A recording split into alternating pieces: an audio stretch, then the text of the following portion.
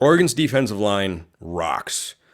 But we haven't really seen that many young guys, at least not in the early rotations. Does that need to change? That's a question that one of you asked. If you want to ask one, YouTube comments, X formerly known as Twitter, or if you want priority access and all sorts of other perks, become a Locked On Ducks insider. It's a free 14-day trial, then just $5 a month. Link in the description below.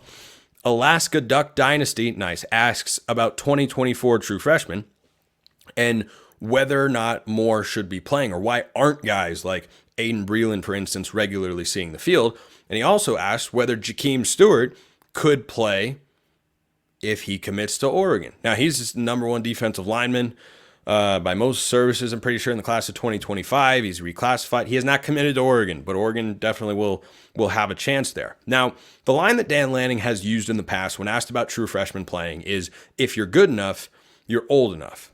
And I get these questions not infrequently about, hey, why isn't this guy playing? Or, hey, why isn't that guy playing?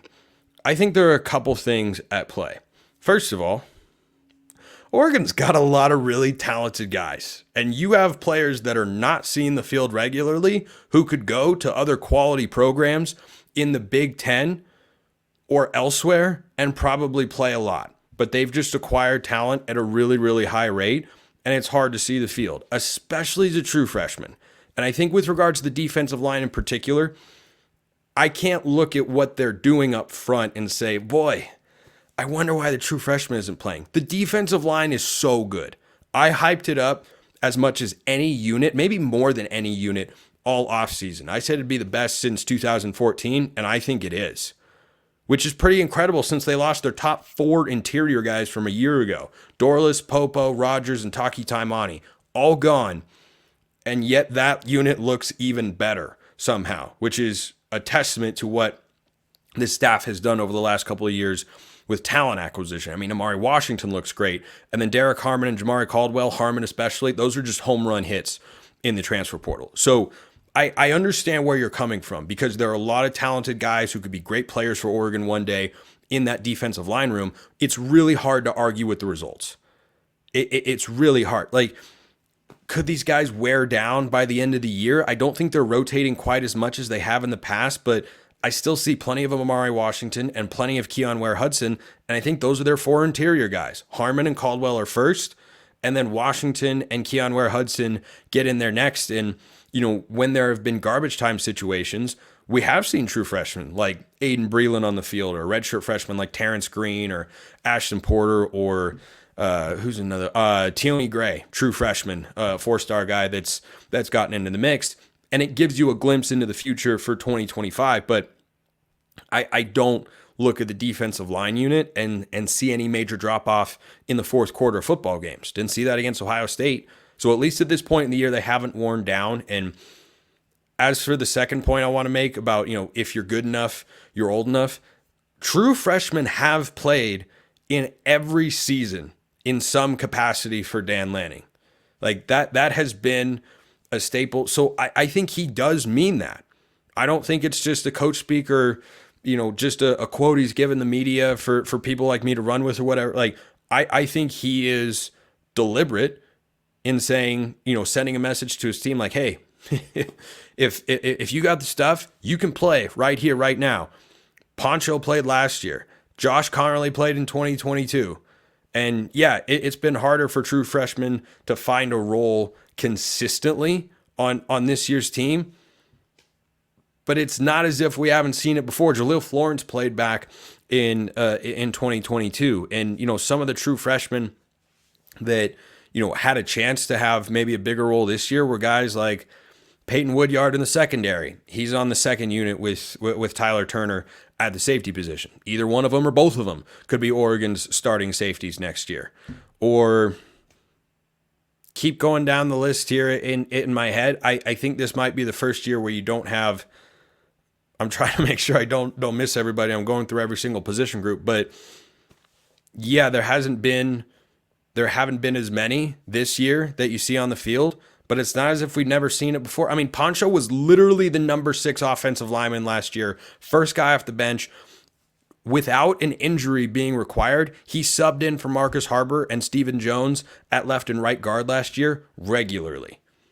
That was a frequent occurrence. So Jordan James had a role to play as a true freshman back in 2022, and look at where he is now. So yeah, I think that it's hard to argue with the results along the defensive line. They are deep and talented in that particular room, and I do think if you're good enough, you're old enough. But if there are talented veteran guys ahead of you, it's really hard for a young freshman to come in and be ready to pick up the scheme, not make mistakes with, coverage assignments if you're in the secondary, or blocking assignments along the offensive line, or understanding the playbook if you're a wide receiver or a tight end. Like, that's asking a lot for a guy to just come in and be able to do that right away.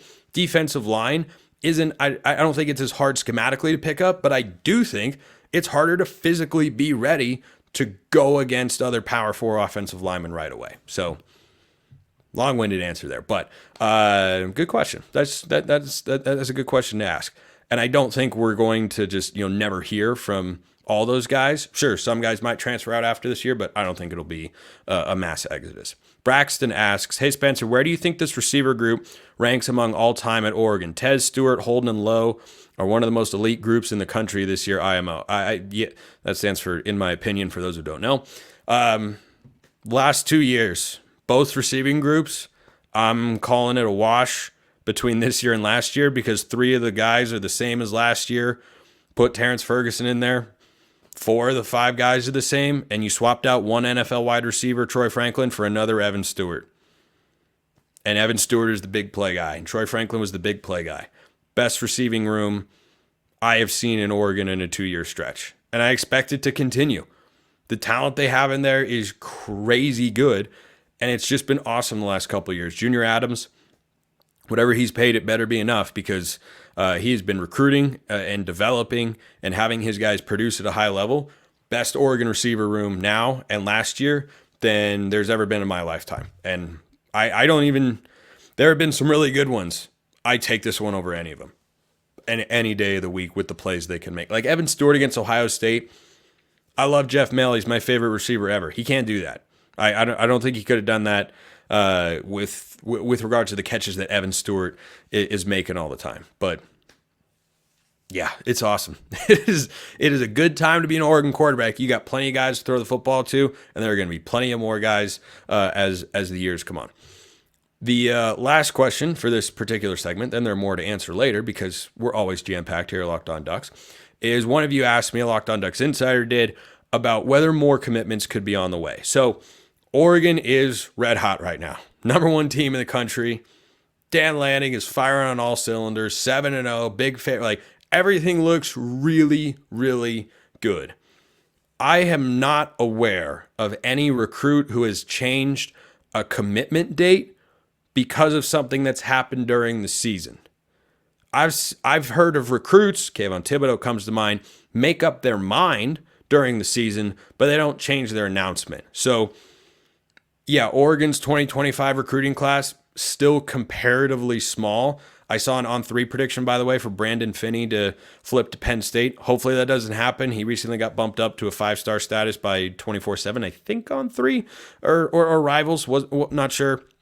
But talented guy, blue chip cornerback prospect from the Pennsylvania area. So yeah, if Penn State were able to flip him, you'd see why. But I would be pretty surprised, given the big recruiting weekend that Oregon had against Ohio State for that game, and that they won that game. They had, I know for a fact they changed, or not changed, but heavily influenced at least a couple of kids' minds. Like, there are going to be commits that roll in the next, month or two. National Signing Day is about 2 days away for the class of 2025 in the early window.